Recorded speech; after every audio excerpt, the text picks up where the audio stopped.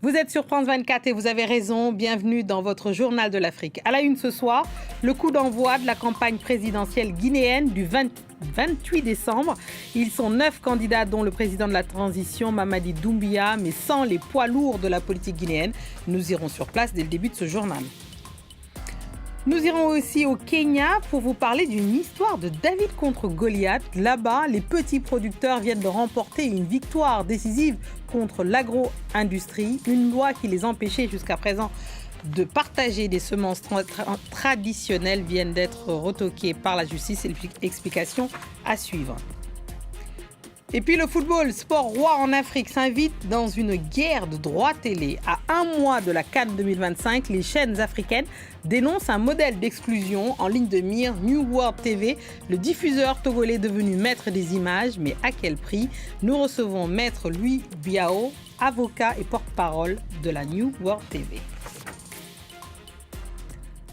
On ouvre ce journal par la campagne lancement de la campagne présidentielle guinéenne prévue le 28 décembre prochain. À compter de ce samedi, 9 candidats, dont le président de la transition, Mamadi Doumbouya, ont un mois pour convaincre les Guinéens sur leur projet de société. Dans cette course, aucun poids lourd de la politique guinéenne. Malik Diakité. Au centre de cette compétition politique, le chef de la transition, Mamadi Doumbouya, qui affronte 8 autres prétendants. Une course électorale marquée par l'absence de grandes figures traditionnelles de la scène politique guinéenne. Les principaux leaders politiques du pays, eux, n'ont pas été autorisés à conquérir. Un élément qui suscite critiques et interrogations dans une partie de l'opinion. Sur le terrain, l'ambiance est encore morose. Seuls quelques soutiens du chef de la transition font des parades dans la ville. Dans une déclaration, des leaders d'opinion appellent à une campagne apaisée. À tous les Guinéens, chacun de vous, nous ne voulons plus que le sang verse dans notre pays pour la politique. Nous ne voulons plus qu'un enfant se blesse ici pendant la campagne. Nous ne voulons pas voir les pinets brûler dans notre capitale, ni dans une région, parce que vous êtes content ou vous êtes mécontent.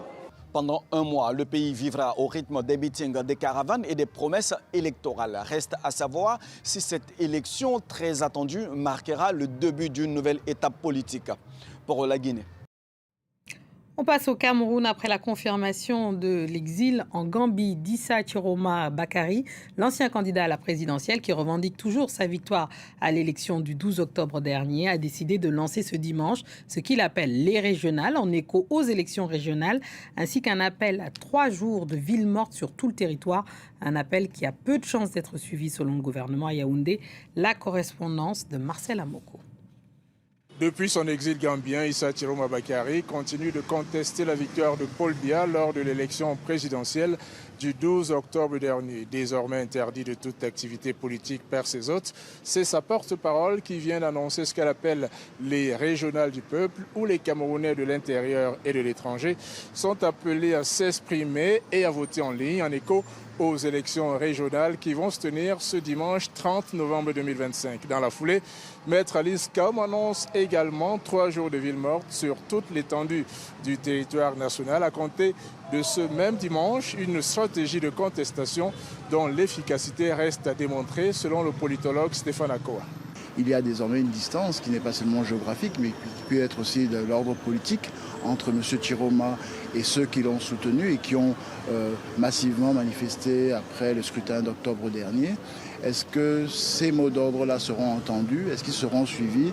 Cela reste une grande question. La crise post-électorale parfois violente qui a suivi la proclamation des résultats par le Conseil constitutionnel le 27 octobre dernier, donnant Paul Biya vainqueur avec 53,66% des voix contre 35,19% pour Issa Chiroma Bakary, a officiellement fait une vingtaine de morts selon le ministre camerounais de l'administration territoriale, une quarantaine selon l'ONU. Des dizaines de personnes ont également été arrêtées. Les enquêtes se poursuivent pour déterminer leur responsabilité selon Paul Atanganji. Les enquêtes en cours détermineront le sort qui sera réservé à tous les partis politiques et d'autres associations et sous-traitants qui ont soutenu le plan insurrectionnel contre l'ordre établi.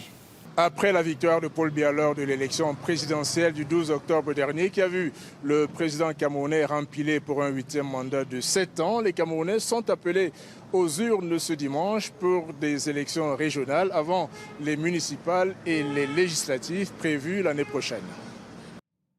Direction le Kenya où les petits agriculteurs viennent de remporter une victoire décisive contre l'agro-industrie.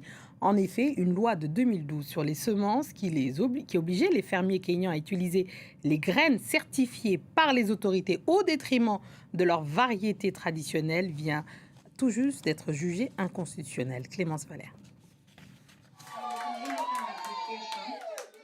Une décision saluée comme une victoire majeure pour la souveraineté alimentaire et l'agriculture paysanne. Jeudi, la justice kenyane a invalidé certaines dispositions de la loi sur les semences et les variétés végétales qui interdisaient aux agriculteurs de conserver et partager leurs semences. Dans son jugement, la Cour a estimé que certains articles de la loi favorisaient trop les intérêts des grandes entreprises au détriment des droits des fermiers. En effet, elles accordaient des droits de propriété étendus aux sélectionneurs de plantes sans que les agriculteurs ne bénéficient de droits correspondants. La loi prévoyait des amendes lourdes et jusqu'à 2 ans de prison pour l'utilisation de semences non certifiées, criminalisant ainsi la pratique traditionnelle consistant à conserver et à partager les semences indigènes transmises de génération en génération. La décision survient après 3 ans de bataille judiciaire, un soulagement pour les agriculteurs. Nous devons lutter pour notre souveraineté alimentaire. Les semences sont l'une des sources de cette souveraineté alimentaire. Ce sera un soulagement pour nous, les agriculteurs, car nous allons planter des semences qui nous sont familières, dont nous connaissons l'origine, qui résistent à la sécheresse et qui font partie de notre patrimoine depuis de nombreuses années.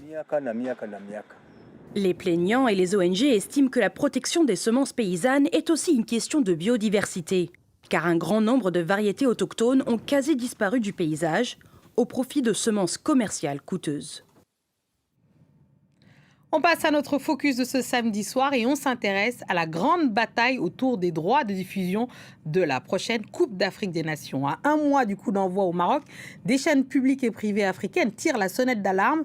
Elles s'indignent d'avoir un accès limité aux compétitions, pourtant suivies par des millions d'Africains au cœur de la controverse New World TV, un groupe basé à Lomé, détenteur des droits exclusifs sur plus de 46 pays. Entre accusations d'injustice, enjeux de cohésion sociale, logique commerciale, où est l'équilibre? Merci à Maître Louis Biao d'être dans le Journal de l'Afrique. Merci de nous répondre. Merci pour votre invitation. Alors dites-nous, pourquoi les chaînes africaines publiques dénoncent un modèle injuste et que leur répondez-vous? Les chaînes nationales qui ont acquis les droits en sous-licence auprès de New World TV ont en New World TV un allié, en réalité. Alors, ce que j'ai cru comprendre, c'est qu'elles se battent pour faire des demandes précises auprès de la CAF et qui détermine le nombre de matchs distribués en clair. Donc 32 versus plus, quoi. 32 versus 52. Oui. Pourquoi cela? Il faut savoir que les droits TV ont 2 aspects. Il y a un aspect de diffusion en clair, ce qui remplit un rôle social, et puis un rôle commercial. Il faut le dire, même si nous sommes, je dois le dire, du côté des chaînes nationales diffusant en clair, eh bien, il y a une réalité économique qui veut que les ayants droit, en l'occurrence la CAF, puissent récupérer suffisamment de moyens, non seulement pour financer l'organisation d'une telle compétition qui exige beaucoup d'argent, et aussi pour le soutien des fédérations nationales de football. Et donc en clair, si elles veulent plus de matchs, il faut qu'elles payent plus. Oui, absolument. Simplement. Mais souvent, elles n'ont pas beaucoup de moyens, puisque ce sont des moyens publics. Oui. Et donc, les ayants droit se retournent vers les diffusants payants qui, eux, ont la possibilité de commercialiser beaucoup plus abondamment et récupérer un peu d'argent pour... Alors, en clair, pour être très transparent, combien de matchs seront accessibles gratuitement dans ces pays-là? 32 matchs. 32 matchs. Oui. Donc, s'ils veulent plus, il faut que les diffuseurs payent plus. Comment vous expliquez, par exemple, il y a un problème de distribution de New World TV parce que ceux qui voudraient... Parce qu'en clair, vous avez... acquis les droits de ces matchs-là sur plus de 46 pays, oui. Sauf que New World TV n'est pas accessible dans 46 pays. Votre distribution, et d'ailleurs vous avez un problème de concurrence directe avec Canal+, qui a des bouquets sur lesquels vous n'êtes pas diffusé, pour être très clair. Oui. Donc ça veut dire que concrètement, les gens qui voudraient passer par vous pour vous regarder, même en payant, ils ne peuvent pas, parce que vous n'êtes pas accessible dans tous les pays. Alors, je pense qu'il y a une confusion.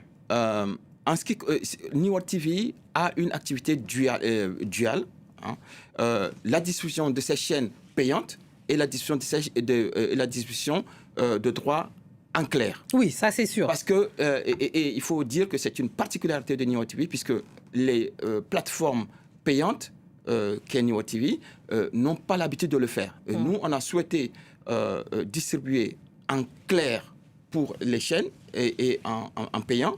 Ce qui est en cause, ce sont les 32 matchs que les chaînes free-to-air, donc les chaînes diffusant en clair, oui. ont droit pour cette édition. Oui, ça, on a déjà abordé ce côté-là sur les 32. Je parle des autres. Oui. Ceux qui auraient les moyens, par exemple, de payer un abonnement supplémentaire pour pouvoir pour regarder les matchs qui ne sont pas dans le bouquet des 32, clairement. Ils ne pourraient pas parce que vous n'êtes pas accessible dans tous les pays. La distribution. Nous sommes accessibles dans tous ces pays. Ah bah non, monsieur, vous n'êtes pas distribué dans tous les pays. Oui. Non, mais nous sommes distribués. Vous parlez de quel pays, par exemple? Plein de pays, au Sénégal. Vous allez au Cameroun, vous avez... au Sénégal, non. Au Sénégal, vous avez nos opérateurs, il y a Sonatel, qui distribue nos chaînes. C'est vrai que la distribution payante est multiforme. Oui. Ça peut être avec des box, donc des décodeurs, ou en OTT, ou par d'autres moyens. Donc il faut prendre des moyens de distribution supplémentaires. Il faut chercher, il faut aller trouver nos distributeurs locaux dans tous les pays. Nous sommes distribués dans tous les pays.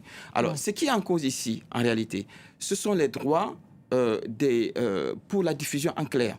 Nous, en 2023, la CAF avait donné que 28 matchs. Et nous nous sommes battus pour cette édition de façon à en avoir plus.